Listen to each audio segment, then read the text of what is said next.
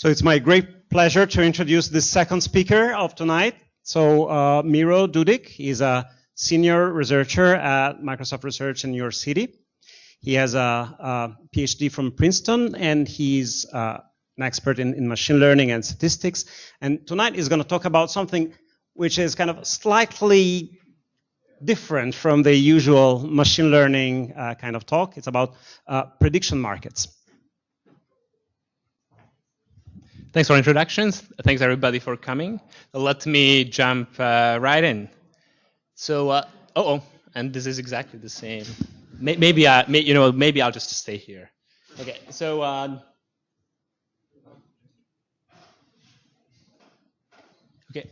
So, democracies around the world engage in this exercise of their voting rights every couple of years. And most of this talk is based on what happened just around 4 years ago in the United States, and we'll have lots of fun coming up this year as well, it seems. So in the United States, during presidential elections, states vote for their president, and the president is determined by the weighted vote of Democratic and Republican votes in the individual states. Now, all of the media speculate who might be the likely winner, who's more likely to win which state, and in fact, they're trying to do a little bit of math, trying to figure what is the best strategy to win the presidency. In fact, there's lots and lots written about this, and there is ginormous amount of spending by political campaigns in 2012. In 2016, we expect even more spending because of changed laws in the United States. Now, what campaigns are trying to answer is exactly very similar question that media are trying to tackle. What is the right strategy, and which states are necessary to win elections? Traditionally, these questions have been answered by the means of polling. Polling is old and proven method to determine the levels of support for various candidates. It turns out to be accurate when done right, but more and more costly. Also, as a result of the cost, the range of questions that you can ask in a poll is limited, and because you cannot run the poll every single day, the timeliness suffers. In fact, the polling has become so costly that one of the leaders of polling since 30s, in fact, the company that reinvented polling, Gallup, decided not to run election polls in 2016. So polling has become really, really costly. Now, in this talk, I'll be talking about a viable alternative to polling, which people in the UK should be more familiar with than people in the United States, which is prediction markets, also known as betting markets. Here, they turned out to be surprisingly accurate and cheap from the perspective of running the market after you factor in some fixed costs of setting it up. At the same time, because they are cheaper to run, you can ask a broader range of questions, and as traders react to information being revealed by buying and selling shares of securities by placing bets, you achieve immediate timeliness. Timeliness tends to be much better because you do not need to go out to ask questions. Instead, the sources of information come after you and place bets. Okay. In this talk, I will begin by defining the problem, by defining the setting of prediction markets, and what is the set of challenges that interested me in working on prediction markets as somebody who knows about machine learning, about statistics, about optimization. Then I will tell you about how the challenges that I encountered can be addressed through optimization techniques. And then I'll talk about two different evaluations that we did. One of them is using a survey data from elections 2008. And then the second one is a field experiment. So we set up a play money market for the elections in 2012. And we are gearing up towards something for 2016, but I will not be talking about that yet. So let's jump into the prediction market. So the key concept in a prediction market is a security. The way to think about the security for our purposes here is a proposition which becomes true or false at some point in the past. Everything will be about elections 2012 when Romney and Obama were competing for presidency. One example of proposition of a security in this market is that Romney will win the state of Florida in the elections of 2012. Traders in the market get to buy and sell shares of securities for a certain price. For instance, for 45 cents. In this case, once the proposition is determined, once it becomes true, they'll receive $1 for each share that they hold. If it's false, they receive nothing. Okay, so now let's think about how prices and how the trader behavior reflects their beliefs.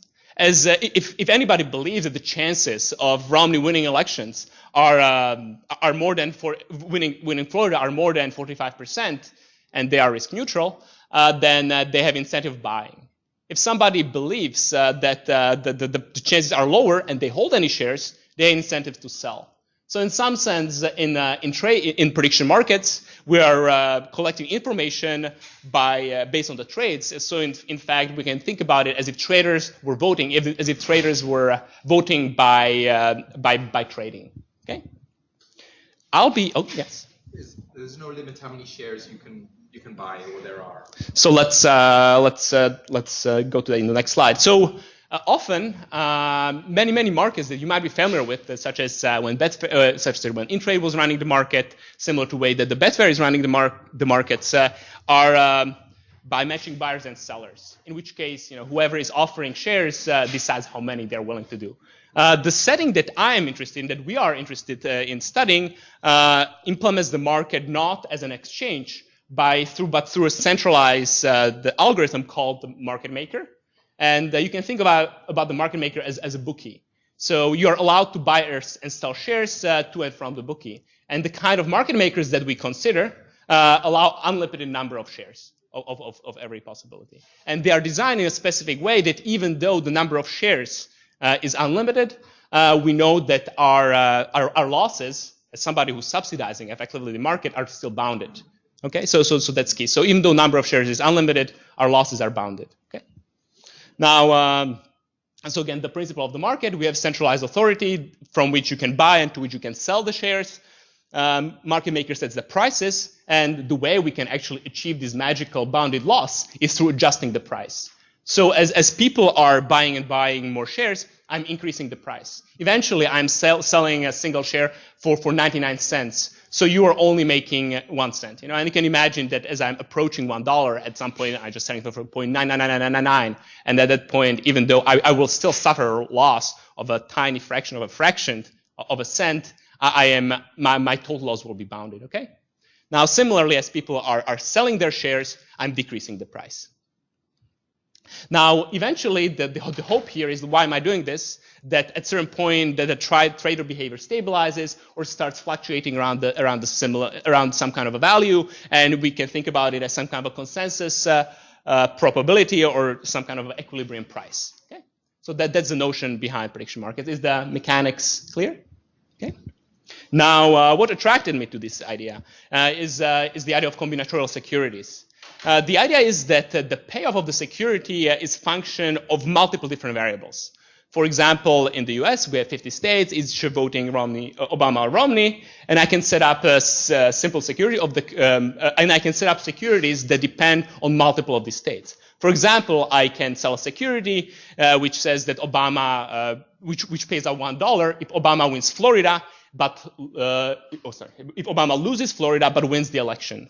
Or I can set up a security that says that that pays out $1 if Obama wins more than 8 out of 10 northeastern states. Okay, so you can imagine. In fact, in the plain money market we ran, there were securities such as there will be a path of democratic voting states between Mexico and Canada, between East Coast and West Coast. So you can imagine many different propositions that depend on 50 binary variables here. Okay. Now you can place these kinds of bets in betting industry, but these bets are treated independently, typically, in all of these markets. Now, the problem with treating all of these propositions, all these securities independently, is that they open up arbitrage opportunities. So let me tell you a little bit about what they are and why I think it's a problem, potentially. Okay? So for the purposes of this talk, I mean by arbitrage a deterministic arbitrage, that is any trades, the results of which has a guaranteed profit regardless of what happens in the world. So let me make it concrete by an example. So imagine that my bookie would be selling these two securities. One of them wins if Romney wins Florida or Virginia. There are two states in the U.S. The other one paying $1 if Obama wins Florida or Ohio. If I was offering the first one for 40 cents and the second one for 50 cents, then a trader could come and buy 1 share of each. And because Florida has to go either to Obama or to Romney, they'd be guaranteed to win $1, sometimes more. But they'd be guaranteed to win at least $1, even though they invested only 90 cents. Okay. Now, I don't want to allow this, but before I tell you why, let me tell you when this arbitrage happens in the market. This deterministic arbitrage happens in the market whenever the prices are incoherent as probabilities. In this specific case, there is no probability distribution over what could possibly happen in the world that would assign 40% chances to Romney winning Florida or Virginia and 50% chance to Obama winning Florida or Ohio. No matter what probability distribution you posit, the probabilities of these will be at least 1. Okay. So in some sense, these correspond to incoherent prices, and whenever prices are incoherent, there are arbitrage opportunities. Unfortunately, computationally speaking, pricing without arbitrage is extremely, extremely difficult problem. Is harder than satisfiability. It's sharply hard, and that's why it's not surprising that the industry standard does ignore arbitrage. Why I think it's bad. Why I think it's bad is that traders get rewarded for computation instead of information. Okay, I know that something cannot happen. I know that this thing exists there, and I do not necessarily want to be awarding for computation instead of information. And instead, I would love to incentivize people who own information to come and trade in the market.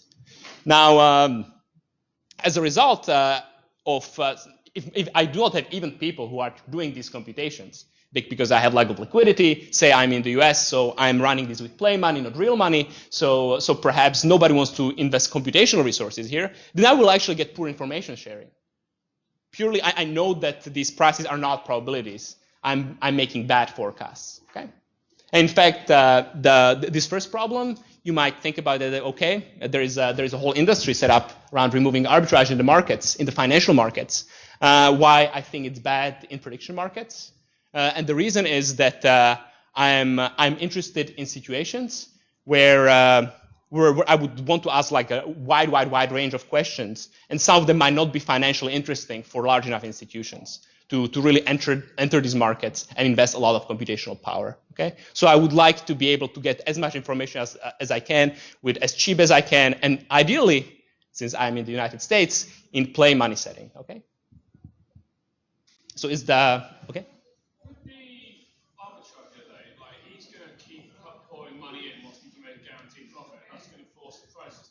Oh, absolutely. So if I so. You're going to get information at the end because the probabilities are going to move to something that reflects the market. So what would happen here, right? So there is a trader that buys 1 share, prices go up. So in some sense, if markets were truly efficient, then I wouldn't have to worry about this really. In that case, the arbitrageurs would be buying 1 share of each. My market maker would be increasing the price, right? Because that's its algorithm until they would reach, in this case, sum to 1.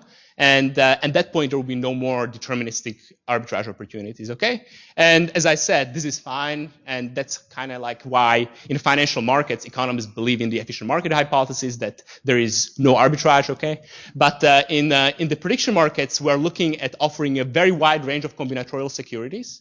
So often, again, there is very low amount of liquidity, so we do not expect them to be efficient. That's first thing. And second thing is that there needs to be somebody who does all of this computation. So there needs to be somebody for whom it's worthwhile to come and enter the market and look for these things. And in play money markets, it's not necessarily the case. And we much rather, and when you set up play money markets, you much rather attract the people who actually have the information, not necessarily just people who know how to run algorithms. I'd much rather attract people who are working with the data than people that are purely looking for deterministic arbitrage. Does it make sense? Okay. So what do we do about this? So we'll try to actually do what the computers are potentially better at than people. So rather than leaving this arbitrage on the table for traders to grab, instead we will modify our market maker to execute some amount of arbitrage itself. Okay. Now this again with an eye towards implementing a play money market, what we need to do, we are trying to separate pricing, which must be super fast. If somebody comes to our website, to our market, and comes up with their own proposition that is combinatorial, we want to give them an immediate quote. So pricing has to be fast. And at the same time, we want to have information propagation in the market. So we want to have fast market, but at the same time, don't want to price it independently. Okay, so we want to have this information propagation. The way we do this information propagation is that in parallel to fast pricing, in small independent markets, we are kind of implementing this arbitrage removal. So in some sense, I am saying that like, okay, arbitrage is bad, but you know what? If you're a running market, maybe that's okay, because that means that there is less of it left over. So hopefully the audience that you attract will be the one consisting of information providers, okay? And it turns out that that all that we do is embedded in convex optimization framework has many nice properties, okay? So is the, at least like outline of the approach clear? Okay, so let me tell you roughly what is the mathematical formalism behind our market maker. We're selling a certain number of securities, and we have some kind of a convex function from the n-dimensional real into regular reals. And the key and the market state, the current state of the market is specified by the vector listing how many shares of each kind of security have been bought. And now I put little n, but the number of securities is different securities is huge. It's a combinatorial space, right? I'm allowing all possible propositions that you can put together using, well, our template, because we have to implement some kind of a user interface, and that's I mean that's finite, but very, very large. Okay. In principle, huh? Oh, I see. So we are allowing fractional shares. So we are definitely allowing positive reals, and we're also allowing short selling. So and that's represented as negatives. Okay. So the amount of shares sold is really represented by this vector. Okay. So how do we use this cost function? So let me just give an example. In the case that we're running the market with just these two securities, so the market state at the time would be represented as, let's say, 100, 400. If 100 of shares of the first kind were sold and 400 of the second kind. Now, whenever a trader comes to the market and buys a couple of shares of the each, we will charge the trader for the difference in increasing the cost function. Okay. So this is the way we determine price for a whole bunch of shares. Now, the cost function is convex, which guarantees. So it means that it has this increasing slope, which means that the more and more shares are bought, we're charging more and more per share as the slope is increasing. The slope is the price actually. Okay, so in this case, if we add if the trader comes and decides to buy 2 shares of Obama, then the state gets updated and becomes 402. And as I said, because we're charging for this difference, the instantaneous price is just the gradient, it's just the derivative of cost. Now, cost is a convex function, which means that that it has increasing derivative, which means that it has increasing price. Okay, so this is what we run. Now, eventually, something plays out. So let's say that the first proposition becomes false, the second becomes true, which means that the trader that bought 2 shares of Obama will get $2. Okay. Okay. So let's see. So I told you that I'm hoping to remove arbitrage. Now, and I told you that there exists arbitrage if the prices are not coherent as probabilities. Now, there are many ways of modeling probability distributions along a whole bunch of variables that we know from statistics. In particular, it seems like graphical models would be a very nice tool that we could potentially exploit here. Okay. In that case, in fact, so let's take a look at a couple of standard techniques that people use in statistical modeling. Markov chain Monte Carlo. It's okay. So that one is randomized and tend to have kind of unpredictable convergence. Then there is mean field approximation, which is potentially non-convex, and there's belief propagation, which might have lack of convergence. Now, when you're in the statistical setting, this is not a problem. You solve your optimization problem the best you can. You set some data aside so you can evaluate your model, choose the best model. You're fine. Like none of these issues is problem in a statistical settings. However, in the market setting, there is the common denominator of all of these three is non-determinism. So all of these would make our market maker non-deterministic, and that can do something worse than arbitrage. That can actually create a money pump in the market. If we again have a trader that is like a speculative trader in the market, they could find out that like, oh, wait a minute, there is this non-convex part of the market maker. Maybe I can slide around the state space in a manner that would generate infinite amounts of money. Okay, so in some sense, all of these three potentially give rise to unbounded profits. Okay, so this is all these three are really bad. So I could either anyway, so these three are all problematic for pricing. There is another issue with poor convergence property of I guess both mainly of Markov chain Monte Carlo, which is that I'm inserting extra randomness into the market. I'm increasing volatility, which means that it's more I'm losing information, right? So my information is in the price that I'm measuring, and if I insert extra randomness, I'm decreasing my resolution. Okay, so that's a separate issue. But I think that what's potentially worse is this non-determinism. Okay. So let me just remind of our approach. So what we do, we implement coherent pricing scheme on small groups of securities. So this is an example of price. So this is a derivative of a certain cost function. So in this case, for example, it's just Obama wins Florida and Romney wins Florida. Okay, so these are mutually exclusive and exhaustive events. Okay, and this pricing scheme guarantees two things. On one hand, they sum to one. Okay. So they are coherence probabilities. And as the number of shares on Romney increases, the price of the Romney increases, okay? So they satisfy kind of what I want. And they correspond to a log partition cost function on two outcomes for those people who are familiar with that line of work, okay? Now, what I do is I do coherent pricing in small groups of related securities. And then whenever some incoherence, some arbitrage opportunity arises, I try to detect it and remove it. I remove it just by trading in the market. Okay, I'm removing it by trading in my own market. And I'm trying to return the surplus out of the trading to traders that distorted this, that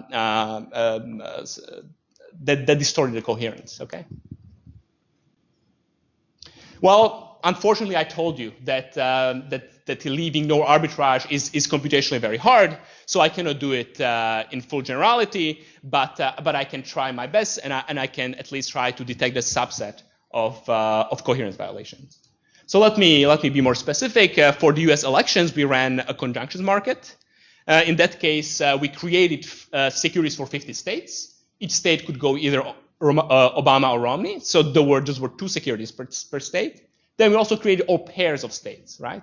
So each pair of states can go four ways: Democrat, Democratic, Democrat, Republican, etc. Okay, and so we created groups of size 4, and then whenever a user was interested in creating a larger conjunction or a disjunction, we created a market that now no longer, let's say for the size 3, we did not enumerate all of the 8 possibilities. Instead, we just created a complementary pair. Okay, so we did not. So we stopped our kind of exponential increase at 2. Everything beyond, we're just creating much smaller groups.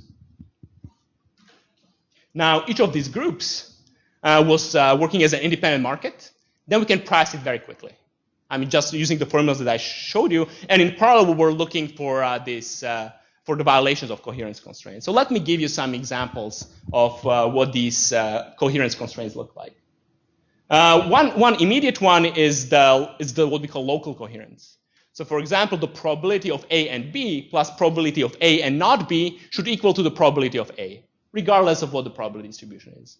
And this is the same to say as the price of, let's say, Obama winning Ohio and Florida, or price of Obama winning Ohio but losing Florida has to equal to the price winning Ohio alone, okay? Similarly, for larger conjunctions, we introduce an inequality.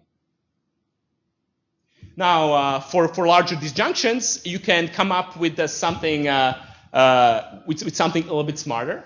You can try to select a subset of terms, and it works as a lower bound.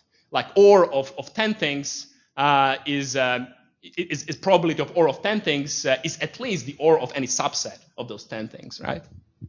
And this one can be, well, unfortunately, I don't want to be creating now, just because the user requests this orange disjunction, I don't want to be immediately creating the markets for all of these all of these subsets, because that would be still exponential explosion. So instead, I take advantage of my singletons and pairs and use something that looks like an inclusion and exclusion principle, a formula that's valid from combinatorics, and that one only use the prices of singletons and pairs. Okay, singletons and pairs I have. Okay, since the number of possible constraints is still, however, exponential, because the possible subsets are exponential. So what I do, I just do some kind of a search over these. You can imagine any heuristic search, and I pick the best one. Another one, so this gives me a lower bound on the probability of disjunction. I also have an upper bound of the probability of disjunction. One trivial approach is to say that probability of OR of 10 things is no more than the sum of the probabilities, and it turns out I can subtract a little bit. And again, this is some approach that was previously known from polyhedral combinatorics, actually. And okay, so all I'm going to say that we have both lower bound and upper bound on conjunctions, okay? And they come out of tractable algorithms. So okay, so we have all of these ideas. So does this work? So the first step in testing out whether this works is we used a very nice survey that was collected in election 2008, where researchers in political science went out and asked, I think, a pretty good number, I think on the order of, I'm not including, I think, all of the trades, but I think that they asked on the order of 1 million respondents what they believe is the probability of various pairwise and three-wise events, like there's conjunction of two states, disjunction of three states, what they believe is the probability. So what we did, we took these probabilities and we converted them into limit orders. We said that, okay, if at any given point in time, the current price is 20 cents, and the next trader believes that the probability of something is 30%, then we will make them trade. We'll simulate their trade in our market, and we give everybody equal budget, okay? So this is kind of semi-synthetic setup. We assume that, that people know how to translate their beliefs into rational trades, and then we vary the different budgets to have a notion about both sensitivity of our mechanism to budgets, and also to the budget you can think about, it serves as a learning rate or something like that, okay? And we did this on two data sets. We either looked at all of the propositions formed over the 10 states, or a larger one with 50 states. The advantage of 10 states is that the outcome space is tractable. 2 to the 10 is only 1,000, so there we can do this full arbitrage removal, so we know what the baseline is. Okay. So let me show you first the result on the small data set. So on the x-axis, the sensitivity parameter, that's the budget. The budget we gave to the traders to execute their beliefs in the market, right? On the y-axis, I'm just plotting the accuracy, and I'll be showing you 6 curves. They correspond to different markets that I'm talking about. The blue one corresponds to treating everything independently. This is the industry standard. This is what Las Vegas does, etc. Okay, so that's industry standard. LMSR, the second line, is the one that would be intractable for more states. That's the one that's guaranteed to be arbitrage free. Okay. And now the remaining ones are different classes of constraints that I'm including. Local ones just make these constraints that between pairs and singletons, and then there are these upper and lower bounds on the disjunctions that I introduced. And we kind of, so the one at the bottom, this green one, is the one that is trying to remove all of the arbitrage that that is covered by these constraints. Okay. Okay. So now we have a whole bunch of lines. Up is better. Accuracy is better. So let's begin by looking at the blue line. So blue line at the bottom, not surprising, independent markets do not share any information across the trades. The accuracy suffers, okay? Now, as we move up, we see that the local is next. And beyond that, okay, that has the smallest number of constraints anywhere. And then as we add more and more constraints, we get further up. And the final one, the one that includes both upper and lower bounds on the disjunction, that's the green line, actually matches the one that fully removes the arbitrage. The one fully matches the purple line, okay? So in this particular instance, even though we know that we're not solving the Sharpie-Hart problem, we're only removing subset of arbitrage opportunities, it looks like we're not leaving too much on the table, okay? We are definitely competitive with the full arbitrage removal, okay? Now, let me also show you how this works on 50 states. In this case, we cannot do the LMSR. We cannot do complete arbitrage removal. 2 to the 50 is too many. And again, the story is very similar. In terms of accuracy, independent markets fare the worst. And as we add constraints, we are more and more accurate, okay? So, Oh, I see. So why does the sensitivity parameter matter? So if you think about it, like the sensitivity parameter is the budget, right? So when you have very small budget, you have no influence over the price of the market. You're like, imagine that, I guess if you're a small-time trader versus Goldman Sachs, like it's so you either have no influence of the budget, at the extreme you're the price maker, right? So in some sense, however, so when you have a very large budget, then the last trader essentially determines the price, okay? So you kind of do expect the sweet spot to be somewhere in the middle if there is any aggregation of information going on, right? Okay, so this was the semi-synthetic setup. The question is, okay, no, not really, like, does this work? Now, so what we did, for the elections 2012, we launched what we call the YSQ game. Don't ask me about the name, but this is roughly what it looked like. It was not. It was a small time game. It was pretty much a pilot. And this is what the website looked like. It was 2012. Okay, it was not as fancy as it could be. And essentially, the high-level idea is that you could choose from a whole bunch of templates. You were able to choose not to vote not only for president, but also in the senatorial outcomes, in the gubernatorial elections. You were able to look at a combination of states, combination of Senate and presidential races. In fact, you were able to look how many. What is going to be the weighted number of votes that the president will receive across the state, etc. So, for example, if you were placing a bet on two states, you would essentially just open a template that would tell you that, okay, given what is you would compose a proposition using this template that would say Republicans will win the election in both Ohio and Florida, and our bookie would immediately give you odds, and then you would be able to decide how much you want to invest, okay? And that's where the cost function was being applied. Okay. So now let me tell you, I told you this was a pilot, so it was fairly small. We had around 400 to 500 active users, around 3,000 trades. And I want to draw your attention to the fact that 500 distinct propositions were formed, okay?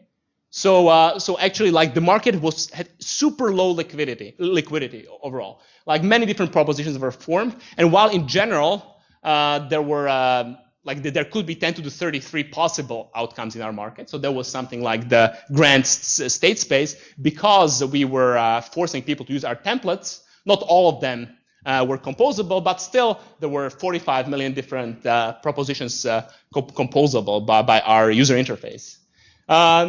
The way this whole thing was represented was that we were operating something like 70,000 securities in 3,000 small markets, and we were running something like 20,000 coherence constraints. Okay, so this is roughly the scale of our market. Now let me show you some statistics. The first question that you might ask was, did the market actually absorb information from users? So did the market work? Yeah, I mean, if market was not absorbing information, well, then we did not do our job. So what I'm showing here is the mean profit of people that enter the market over time. And what you see is that we initialized the market to our best knowledge, but clearly our users had a better knowledge than we did. In fact, we initialized market using average of intrade and Betfair at the time. Okay, so we believe the initialization is actually pretty good. And then we see that in the first couple of weeks, people were making some profits, but average profits were decreasing. And then once the information was absorbed, they were no longer making profits. Okay, so we see this as evidence of market absorbing information. Now the second question is, did user actually take advantage of these combinatorial bets? And the answer is yes. So let me show you roughly how it looked like. So the most popular bets were actually singletons. It's easiest for people to reason about singletons, so it's not surprising that they were the most popular. But then the immediately next category was combinatorial bets on president, and then the following ones were numbers of electoral votes. Okay, so the next two categories are actually combinatorial, and you see that out of that roughly at least a third of the users were actually placing these combinatorial bets. Okay, so people are interested in providing that style of information. And now let me give you like some example of the outcomes that we're able to generate. So for example, the numerical prediction that we're generating with the number of electoral votes that I say were again coherent with the individual state outcomes looked roughly like this. We began with this double peaked initialization the double peak initialization really corresponded to the uncertainty of either Obama or Romney winning elections. Okay, it's this too blue? I'm kind of preferentially using this screen, but well, too late to change that. So over the run of the market, we ended up focusing on this sharp red peak, which actually captured the actual outcome in the market. Now, in the meantime, those if any of you were paying attention to say intrade, which was running at the same time, there were plenty of really obvious arbitrage opportunities there. There was very little coherence in the electoral market there. Okay. Well, we also ran other numerical. This is not combinatorial, but just kind of for fun to show you that there was not necessarily a fluke. And even with very small number of users, we were predicting things. So job numbers is the number of jobs created in the United States over the past month. So it's an important economic indicator. Again, we initialize it just using some kind of historical data as a Gaussian. And over the time, our predictions, again, tended to pick up something, the actual outcome with reasonable accuracy. Okay. So take home from the talk is that independent markets, together with constraints, do turn out to be tractable and fairly accurate. Combinatorial bets can succeed even with a very small number of users and giant outcome spaces. And finally, we believe that using this kind of methodology, you can get meaningful predictions for challenging but very relevant outcomes. For example, this combinatorial. In fact, like a lot of this electoral math centers around can you simultaneously guarantee winning of a certain subset of states? So a lot of reasoning there is combinatorial, and also these numerical indicators that are related to other indicators. Thanks.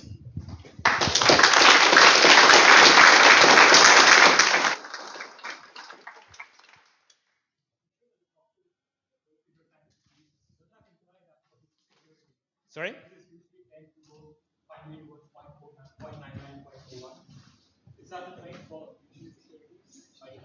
Can you repeat the question? So does it imply that for each of the individual securities, let's say the price starts at 0.4, 0.6, do they usually go towards like 1, 0 or they will? No, they don't. In fact, like so for some of the propositions they do, but a lot of results like Ohio, Florida, Virginia those were the states that were undetermined. They do not go in. In fact, in general, what's interesting, even with real money prediction markets, the probabilities tend not to go all the way to 0 and 1. And if you want to use prediction markets for forecasts, you need to exaggerate them. So repeatedly, very, very, I mean, in my experience.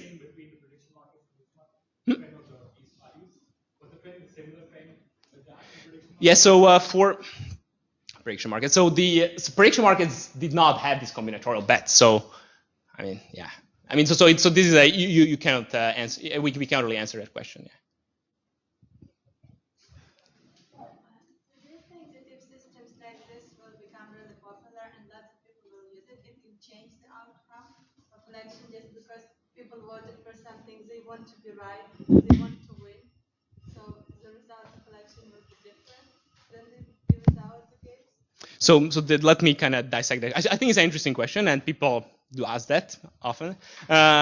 There is kind of two kinds of answers to this question. In fact, in the election 2012, there was a big entry in the intrade prediction market that tried to make Romney seem more likely to win. So I mean, it's very well documented, and so there's clearly perception that you can help a candidate by moving the prediction market price. Now let's think about it from the perspective just a standard economic theory and see where it takes us. So the idea is that that people who are making wrong bets will eventually lose their capital, and after they lose their capital, they lose influence in the market. Okay, so there's something like this is actually common also in learning theory, where you're just when you're learning from expert advice, you measure accuracy of different experts, and you're just decreasing the weights of those that are wrong. So something similar should happen here. Now. The trick with financial markets is that if there is not enough interest, maybe you are making all of your money somewhere else, and you're just kind of pumping them into election campaign, into the prediction market where there isn't a lot of trading. And so I think that there is actually some advantage here with using play money markets, where I can control the inflow of the liquidity. I am in charge of how much money gets printed, so to speak, in a play money market, and I can check the identity of the players, and I can easily exclude them from play. So actually, I think that in terms of manipulation, I think that the chances in play money markets might be in slightly better shape actually than real money markets. Am I correct in thinking that you're trying to essentially build a non-parametric model where you can put constraints on some moments in the distribution, and the cost function kind of drives the estimates of these moments, and how this compares to, say, some parametric models like the one that, say, Nate Silver used to predict? Yeah, so there is a difference, right? So what Nate Silver is trying to do is using past data to just kind of to form estimates. So what he's doing would be called maybe fundamental model. So he's using probably also actually he might be using prediction market data as well to insert into his model. Okay, now his time costs money. Okay, so if I want to, so I have an option to hire Nate Silver and help and let him design my model, and if my question is really important, maybe that's what I should do. Okay. Now let's say that I'm not the kind of that I want to really democratize access to experts. Okay, then in that case I can set up something like a prediction market, and the role of cost function is a little bit different here. The cost function is not really responding to data. It's so I guess like the analogy would be that the number of shares actually, like since you speak statistics, so what I'm running is very similar to something like exponential family model, and the number of shares serves as a parameter inside that model. So I'm not letting the data and using some kind of drive my predictions using something like maximum likelihood. Instead, I'm effectively crowdsourcing this prediction problem and letting others essentially modify my parameter. Okay. And what I'm doing, effectively, I'm rewarding people for being accurate. They make more and more money, which means that they can move price more and more, okay? So I'm kind of weeding out experts in my audience, and I'm just kind of relying on Wikipedia, something like Wikipedia. I'm relying on these volunteer participants, on the crowd, really, to make these predictions. In your time studying prediction, like real money prediction markets, have you ever seen like hedgers turn up? So you're talking about just speculators, but has anyone ever, like, let's imagine you're in charge of a gun company that sells guns, and you go back Obama to make money, because otherwise your gun shops are getting shut down or something like that. Right. No, so I mean, you like a lot of, if you think about so in agriculture, so I have not seen this done in politics, and there is a simple reason right now, is just that it's illegal in the U.S. and it's and I have not seen any government, and it's kind of illegal for Americans to trade in, say, Betfair. Okay, so I have not seen this done in American politics, and I'm not familiar with examples, but it definitely happens in other areas than politics, right? So there is this is definitely a case in agriculture when people buy these weather options, say to protect them from losses. So there is definitely there are combinatorial financial instruments that are used. As insurance, really. Insurance is a very specific kind of a security. But I have not seen this done with politics, but I'm not a political scientist. So in polling, it's quite easy to drive error bars as the function of number of people you poll. So I'm wondering, can you get error bars from your conclusions? Very good question, and I was trying to think about it. It's not easy. So you don't know what you have no idea how to quantify what the ground truth is. I mean, like when you don't want to. So polls measure an intention, okay? Now, in prediction market, I'm asking not a question about who would you vote for. In fact, instead what I'm asking, who do you expect to win? Like in a certain way. And in fact, even the polling industry is moving away from the intention question and instead starting to ask expectation question, because you get more information out of participants. Then what the participants are effectively doing, they're synthesizing information from the media, from their friends, etc., and they are just kind of incorporating it there rather than a single signal. So yeah, but I don't know. I don't know how to measure the baseline for that. So I don't have a good answer. It's a very good question. I've been trying. I mean, there's a project that I'm involved with some. That I've been not necessarily involved. Like that I've been thinking about in trying to really model beliefs about markets, but I don't know. There might be some kind of I can imagine a Bayesian answer to that. I don't know what would be a good frequencies answer here, actually. People have all kinds of perceptual illusions about their judgment and decision making and rational choice. I'm wondering the extent to which you're modeling like the objective reality of people's preferences and through this kind of muddy glass of people's possible failures of rational judgment and combinatorial reasoning.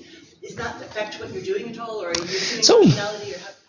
So somewhere in the background there are some assumptions of rationality. Now it turns out not in the experiments that we did, but the decision scientists in similar projects did experiments where they trained people not to understand probabilities better. So you can actually design fairly effective, not very long training sessions that will at least help eliminate some of these cognitive biases. Now, there is a different part of your question, which I think is very interesting, and then this is something that I would like to check experimentally once, hopefully soon, is are people actually good at making these combinatorial bets, okay? So we kind of have two options. Either, I mean, as we saw in the markets, the people are more willing and there's a lot of more popular demand for simpler questions, okay?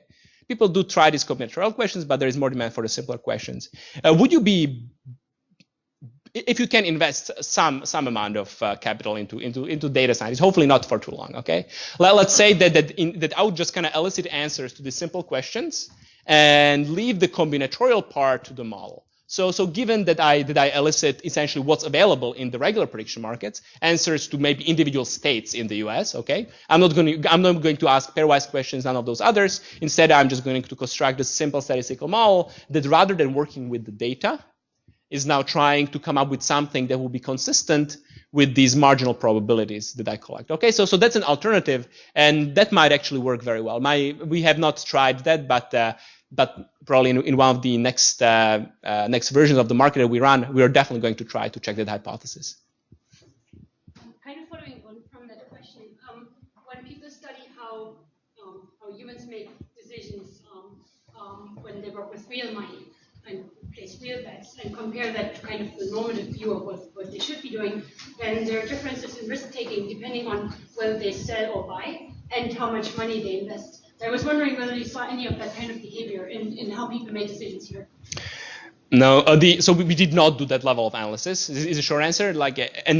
So again, this is something that some of my collaborators from political sciences and decision sciences are very much interested in these questions. And so we are developing a user experience that would include both the ability to place bets as well as more traditional polling. And that would allow us to get at these questions to see whether there is a consistency or lack of consistency between behavior in the more financial setting as well as non-financial setting. But some of the prior literature suggests that, again, with the proper training, you can be equally, like the different methods can be almost equally accurate. The main difference between prediction markets and asking directly what do you believe is a probability of blah and just then taking the average of the survey is that in prediction markets, I think it's because of the game part, it feels like a game. You are going to win or lose. It's easier to keep the engagement, and in fact, it's easier to keep users returning to your website because there's new questions, something changes in the reality. So the main advantage is not necessarily accuracy, but the effort that you put into recruiting experts and maintaining experts interested in your experience might be lower here, or it could be Anyway. Sorry, this was a closed system in the sense that there was a finite probability total in the system, gain or lose. Was that was if a new person arrived, he got added to the budget? Is that correct? Then in that case, so you couldn't play like a Texas Hold'em sort of thing where the pot is the pot. No, no. So we are not. So you Yeah. can't actually play the game of betting, because then you could learn all the rest of the decisions based on how people play, how late in the game they are. So decision one at early part of the game, T minus 0, and then later on, if he makes a reverse decision at TX, he might be hedging a bet he's already made. Because if he bets big up front, Okay. or buys big up front, he might buy negative. So if you were only in a buyer's market, not a buy-sell market, I see. Okay. then you could deceive. Oh, so the pot is in some sense unlimited. It's not that the money gets redistributed. So it's not like say horse races. It's not like pari-mutuel betting where it's like where actually when they try to do this kind of opinion elicitation, those kinds of mechanisms tend to be very bad for information revelation because there is this very strong incentive to be the last person to enter the market, and At the end, there's only so much money. Oh, I see. Whereas here is the opposite. In a closed market, at the end, there's only so much money to make so many moves.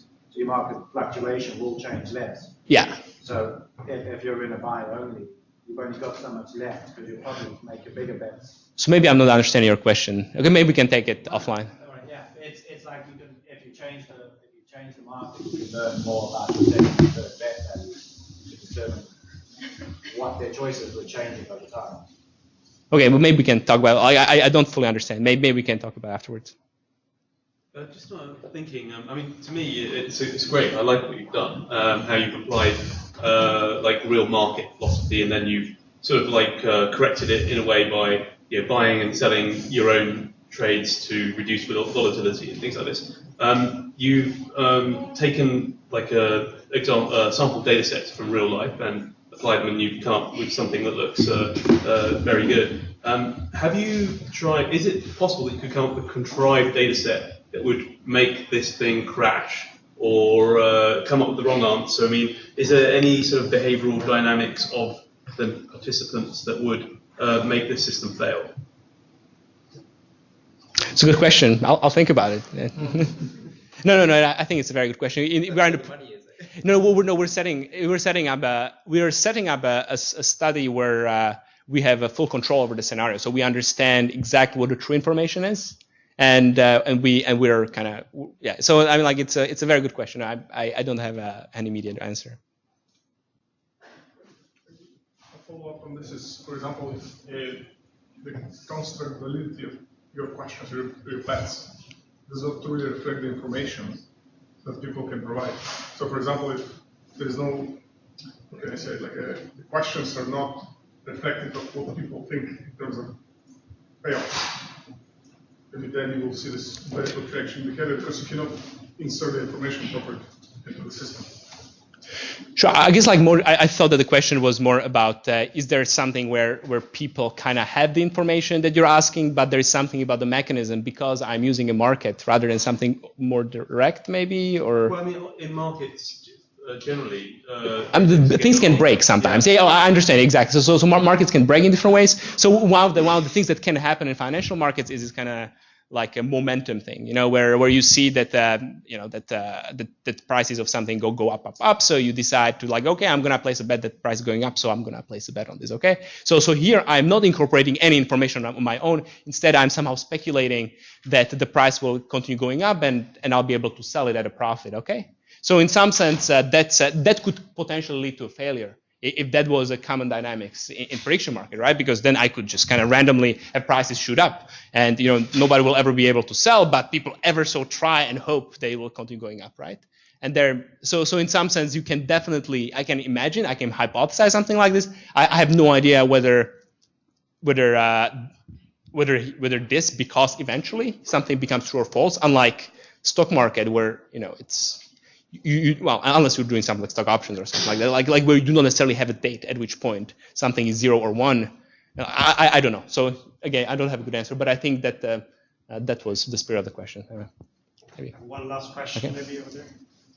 If you compare this with real financial markets, especially like government bonds, which tend to be very guys who trade government bonds, what they're doing is a lot of money behind it. So finding correlation behind countries Okay, so I wish I can't answer your question. So I'm a computer scientist by training, so I don't know enough about financial markets to really answer your question. So I can imagine that you could use market signals somehow to help make some predictions. So say people are investing in the U.S. There is some kind of a speculation about who might win elections. So I can imagine something like that. And frankly, we could include. So we were including a combination bet on the job numbers simultaneously with the election outcome. So that is a correlation that is trying to relate some kind of an economic indicator to who's going to win elections. So I can definitely imagine, in some sense, creating a combinatorial bet that would relate something like what's happening in the bond markets with what's going to happen in the election. And if we have at least a couple of experts who are paying attention to how that price is moving, then we would be able to potentially use the movement in the bond markets to capture if there is any dependence. Again, we're outsourcing the expertise. So if somebody in our market has that expertise, then they have an opportunity to make money by capturing it in their trading. Yeah. All right, thank you very much.